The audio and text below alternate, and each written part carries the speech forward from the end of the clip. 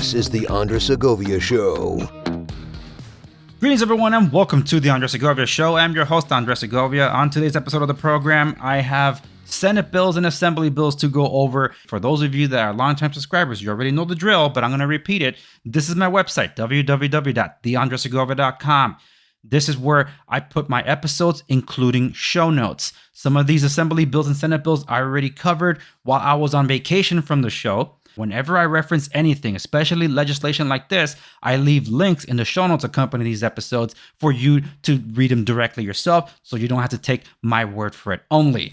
Since there are a lot of these bills, I want to dive right into it and just give you the abstract of what these are. So I'm going to start with the Senate bills, and the first one up is SB 866, which is in relation to minors and vaccine consent.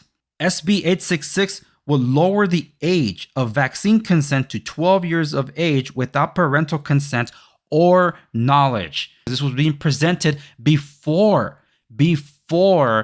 any so-called FDA approval of these vaccines for said age groups.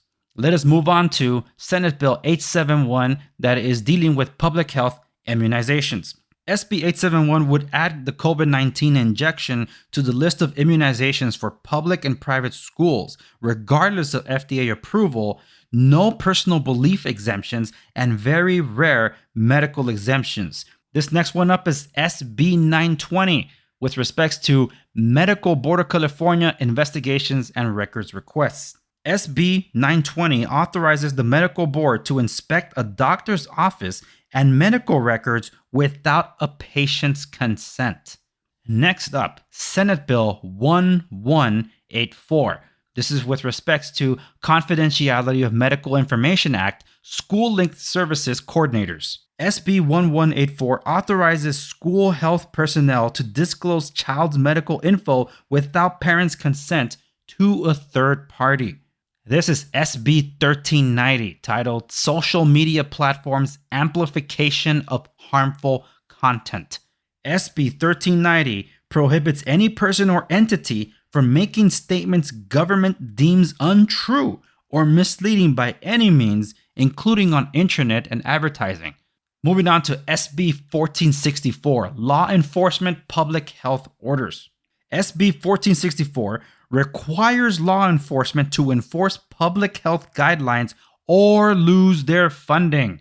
This is AB 1797, Immunization Registry. AB 1797 creates an immunization tracking system, giving all government agencies access to vax records of all persons.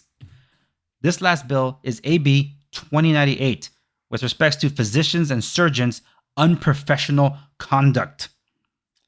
This is to say, AB 2098 would classify anti-COVID medical opinion as unprofessional conduct, subject to discipline by the medical board.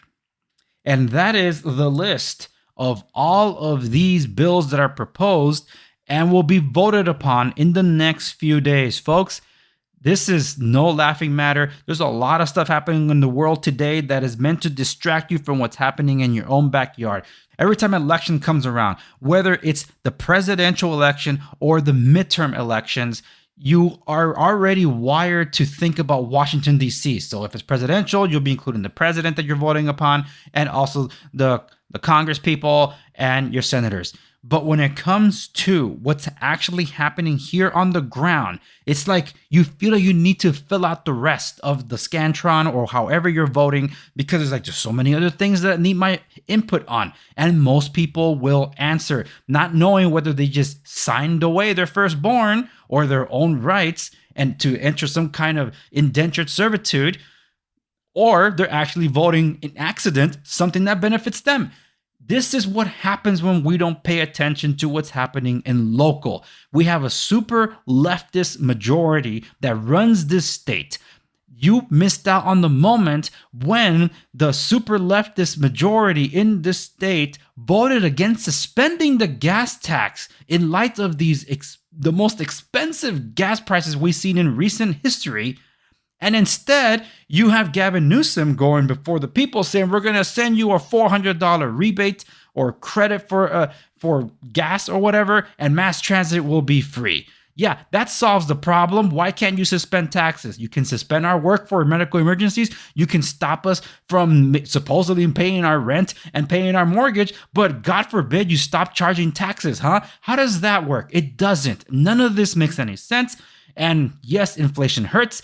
Just get ready, because if we're not in the recession yet, we are almost in it, and God forbid we have a depression because of what is happening. So folks, a lot is going on. Reach out to your local assembly member. Reach out to your local state senator. Let them know how you want them to vote on these. Everything you just heard, no, no, no, infinity times no. That's it for this episode of the Andre Segovia Show. Depending on where you're listening to, this episode might be censored, or you know what? I'm assuming it's already censored in the major platforms. That's why I'm across many other platforms. And I encourage you to follow me across the socials. Subscribe to me, not just on YouTube, but other places like Odyssey, Rumble, YouMaker, Gab TV, because you never know, this information needs to get out there and you're not getting it. Thank you so much for tuning in to the latest episode of the program, and I'll see you on the next one.